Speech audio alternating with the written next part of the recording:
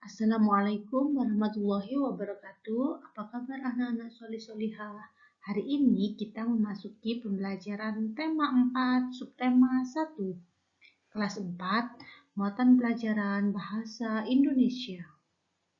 Sebelum menyimak slide berikutnya, alangkah baiknya jika kita membaca basmalah bersama-sama dahulu. Bismillahirrohmanirrohim.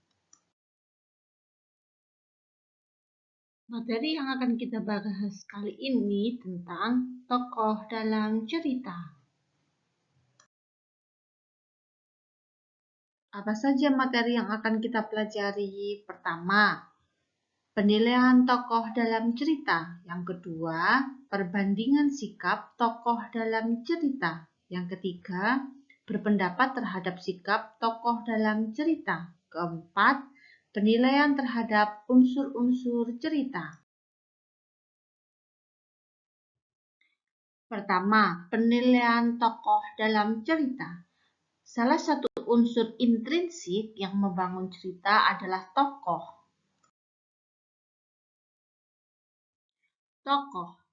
Tokoh merupakan pelaku dalam cerita.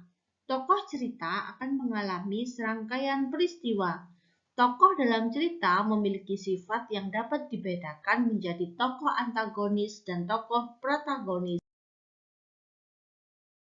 Tokoh antagonis. Antagonis biasanya tidak baik serta sering membuat nilai-nilai negatif. Protagonis sering merupakan seorang pemeran utama, kadang-kadang seorang jagoan atau pahlawan. Pada pembelajaran kali ini, kamu akan belajar memberikan penilaian terhadap tokoh dalam cerita. Kamu dapat menilai tokoh dari segi watak, kebiasaan, dan perilaku tokoh. Penilaian yang kamu berikan harus disertai alasan. Kamu juga dapat mengungkapkan kesukaan dan ketidaksukaanmu terhadap tokoh dalam cerita. Jangan lupa sertakan alasan yang masuk akal ya. Perhatikan contoh berikut. Tokoh kancil yang cerdik dan suka menolong. Alasan suka, dia cerdik dan selalu menggunakan kecerdasannya untuk menolong temannya. Alasan tidak suka, kancil selalu menolong dengan menggunakan berbagai cara untuk mengalahkan musuhnya, seperti membodohi orang lain. Yang kedua, perbandingan sikap tokoh dalam cerita. Tokoh adalah pembawa cerita.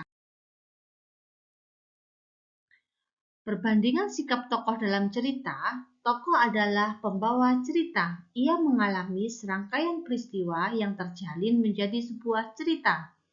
Tokoh dalam cerita digambar memiliki watak tertentu. Penggambaran tersebut disebut dengan penokohan. Tokoh juga sebagai pembawa pesan yang dapat diteladani oleh pembaca.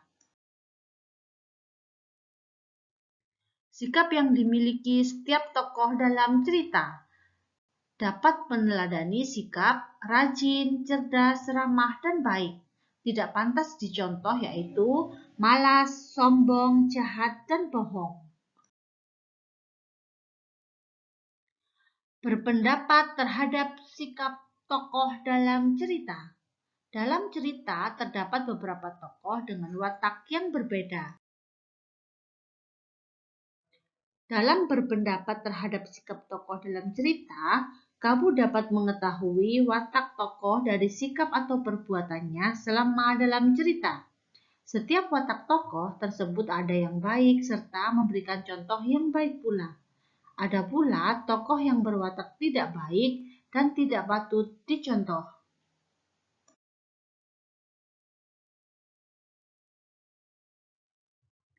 Keempat, penilaian terhadap unsur-unsur cerita.